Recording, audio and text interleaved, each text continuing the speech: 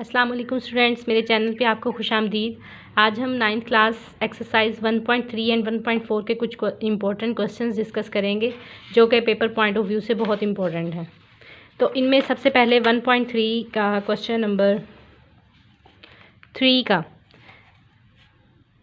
ए part आपके पास जो ए part है ये सरगोदा बोर्ड में 2019 के पेपर में ये रिपीट हुआ है। उसके बाद क्वेश्चन नंबर 2 जो है ये आपके पास सरगोदा बोर्ड में 2017 में आ चुका है। इसका 8th पार्ट सरगोदा बोर्ड में ही 2016 में आ चुका है ये क्वेश्चन। और इसी तरह ये 2A जो 5th पार्ट है इसी एक्सरसाइज का, क्वेश्चन नंबर 3 का 5th पार्ट ये रावलपिंडी बोर्ड में आ चुका है। और क्वेश्चन नंबर 3 का 3rd पार्ट ये गुजरांवाला बोर्ड में आ चुका है। यानी ये पूरे का पूरा क्वेश्चन इम्पॉर्टेंट है। तो है बहुत इजी, कुछ भी नहीं है, सिंपल आपको ABCD की वैल्यूज़ गिवन है, आपने A की जगह उसकी वैल्यू पुट करनी है और इस मैट्रिक्स के साथ उसका सम ले लेना है। B की जगह उसकी वैल्यू पुट करनी है और उसके साथ इस मैट्रिक्स का सम ले लेना है। इसी तरह C की वैल्यू पुट करनी है, उसके साथ इस मैट्रिक्स का सम ले लेना है। इस क्वेश्चन में 2 को मल्टीप्लाई करना है। A लिखेंगे आप, फिर 2 को हर एंट्री से मल्टीप्लाई कर देंगे, -1 से 2 से 2 से और 1 से। इसी तरह 3D में भी D आप लिखेंगे और 3 को हर D की एंट्री के साथ मल्टीप्लाई करेंगे। ये क्वेश्चन बहुत ही ईजी है, इसे आप खुद सॉल्व करें। उसके बाद क्वेश्चन नंबर 6 जो है ये क्वेश्चन जो है ये आपका इसका फर्स्ट पार्ट ये बहुत बहुत बहुत ही इम्पोर्टेंट है। ये Gujranwala board, Rawalpindi board, Faisalabad board में ये 3 दफ़ा ये मैंने क्वेश्चन रिपीट देखा है। तो ये क्वेश्चन इंपॉर्टेंट है। 3A - 2B ये मैं आपको करवाती भी हूँ। और क्वेश्चन नंबर 7 जो है ये लाहौर बोर्ड में आ चुका है, तो ये भी इम्पॉर्टेंट है। जो जितने भी क्वेश्चन A B फाइंड करें इस तरह के होते हैं ये बहुत इंपॉर्टेंट होते हैं। तो क्वेश्चन नंबर 6 है, if A = 1 - 2 3 4 B = 0 7 - 3 8 find 3A - 2B।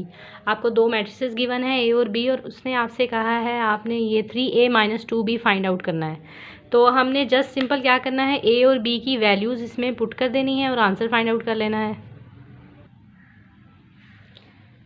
3A - 2B =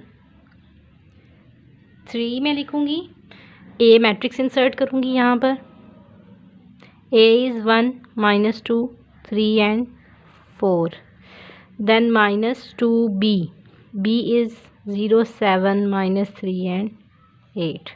तो अब हम क्या करते हैं, अगर किसी मैट्रिक्स के साथ आपके कोई भी स्केलर मल्टीपल है तो आप उसको हर एंट्री के साथ उस मल्टीपल को मल्टीप्लाई कर देते हैं। तो इस 3 को हम हर एंट्री से मल्टीप्लाई करेंगे। 3 1 3 3 2 6 3 3 9 3 4 12 -2 0 से मल्टीप्लाई हुआ 0 2 7 14 2 3 6 2 8 16। अब हम क्या करेंगे, 2 मैट्रिसेस हैं उनके दरमियान नेगेटिव का साइन है तो इनकी हर एंट्री को आपस में माइनस कर देंगे। करस्पॉन्डिंग एंट्री 3 और -0 होगा, -6 -14 होगा, 9 को माइनस करेंगे -6 से, 2 -6 12 -16। जब भी आपके पास यहाँ पर नेगेटिव नंबर हो आप उसको ब्रैकेट्स में लिखें ताकि आप जब उसे ओपन करें तो वो आपकी मिस्टेक का कोई चांस ना रहे। 3 - 0 is 3, -6 - 14 is -20, 9 ++ 9 + 6 is 15 और 12 - 16 is -4। So this is your answer. Next question number 7 ये लाहौर बोर्ड में रिपीट हुआ है। तो अब इस क्वेश्चन को मैंने पहले एक दफ़ा रीराइट किया है। अब आप क्या करेंगे, 2 को तमाम इस मैट्रिक्स की तमाम एंट्री से मल्टीप्लाई करेंगे, 3 को तमाम से करेंगे तो ये बन जाएगा 2 2 4 2 3 6 2A। A चूँकि एक इटसेल्फ एक वेरिएबल है तो हम इसको वैसे ही 2 के साथ लिख देंगे। 3B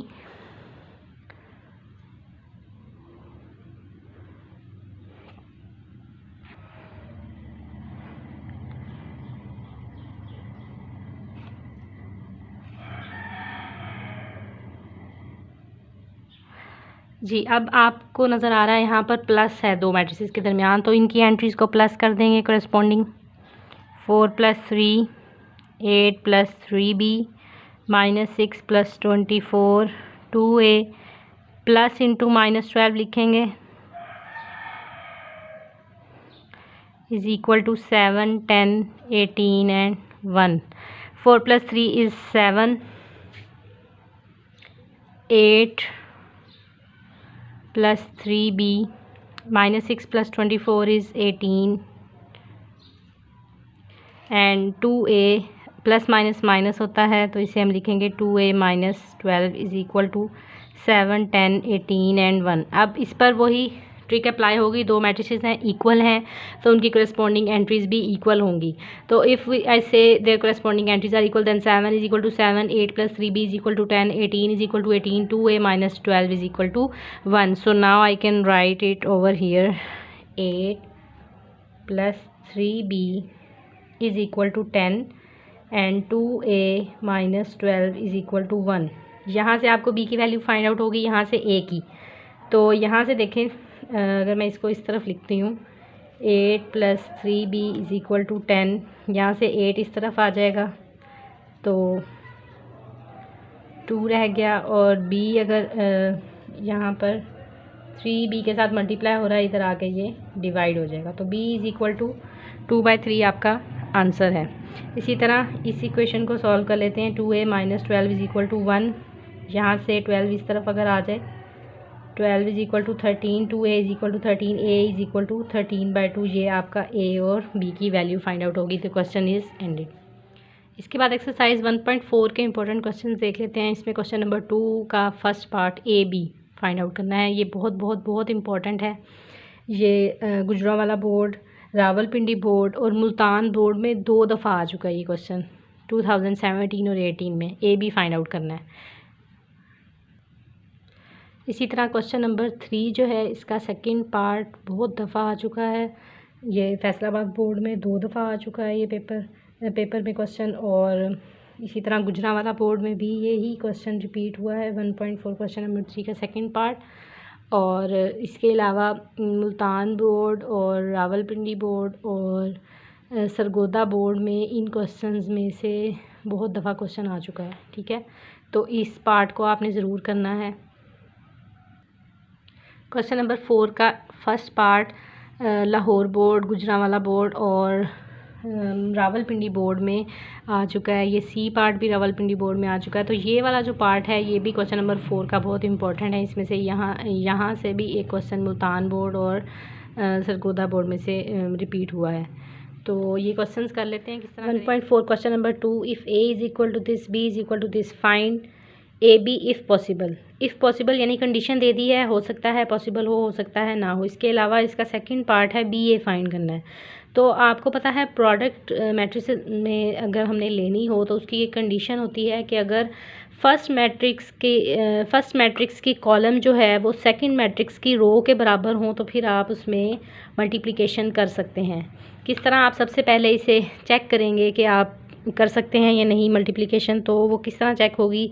सबसे पहले इस मैट्रिक्स के आप देखेंगे ऑर्डर क्या है। इसका 2/2 ऑर्डर है। ऑर्डर किस तरह पता चलेगा, कितने रोज़ हैं और कितने कॉलम हैं। तो 2 रोज़ हैं और 2 ही कॉलम हैं, तो इसका ऑर्डर आ जाएगा 2/2। इसी तरह इस मैट्रिक्स का ऑर्डर, इसकी 2 रोज़ हैं और 1 ही कॉलम है, तो रो को पहले लिखते हैं और कॉलम को बाद में लिखते हैं।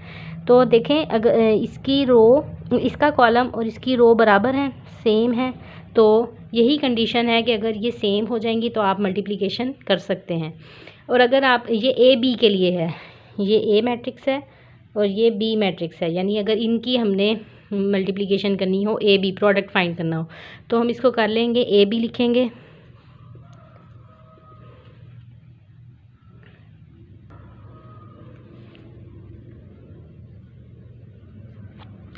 ए पहले है तो पहले ए मैट्रिक्स की एंट्रीज लिखेंगे, 3 0 -1 and 2, then b matrix 6 and 5।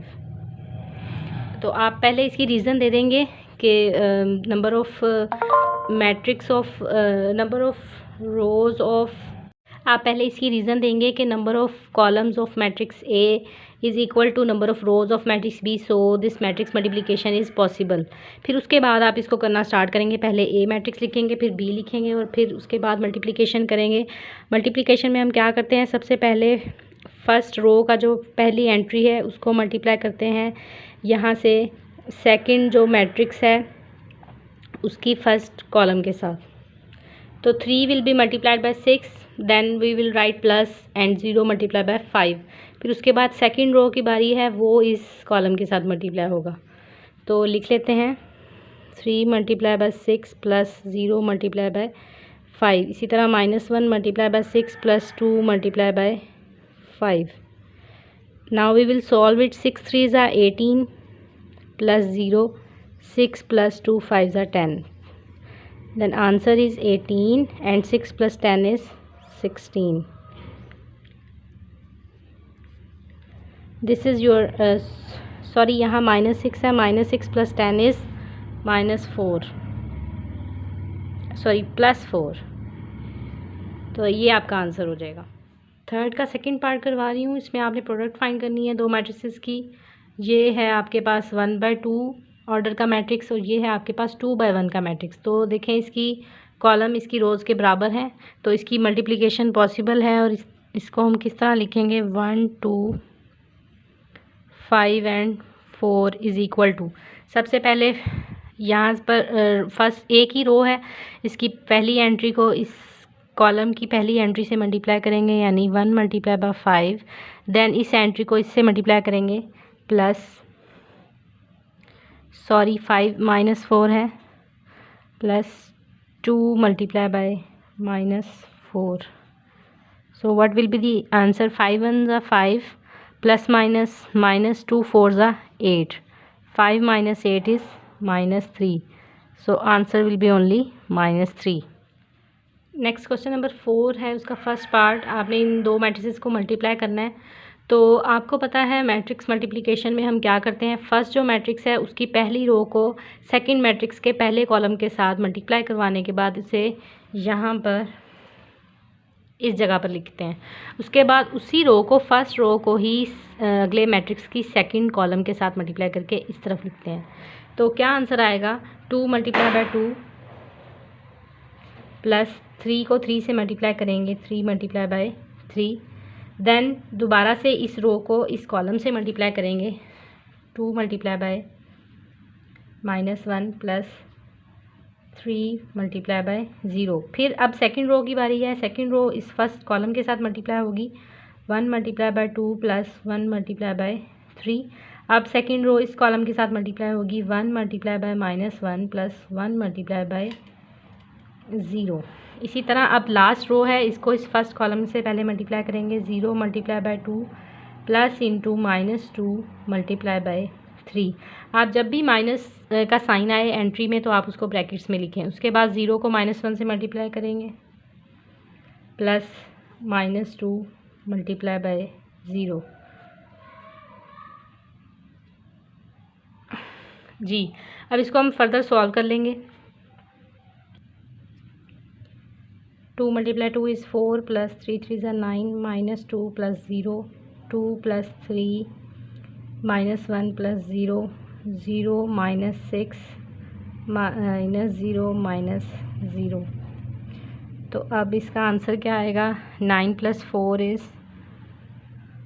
13, -2 5 -6 -1 and 0। ये आपका आंसर है। इसी तरह इसी पैटर्न को फॉलो करते हुए आप डिफरेंट मैट्रिसेस की मल्टीप्लिकेशन कर सकते हैं। अपनी अगली वीडियो में मैं आपके सामने 1.5 एंड 1.6 के इम्पोर्टेंट क्वेश्चंस लेकर आऊँगी रिव्यू एक्सरसाइज के। तब तक के लिए अल्लाह हाफिज़। Thanks for watching.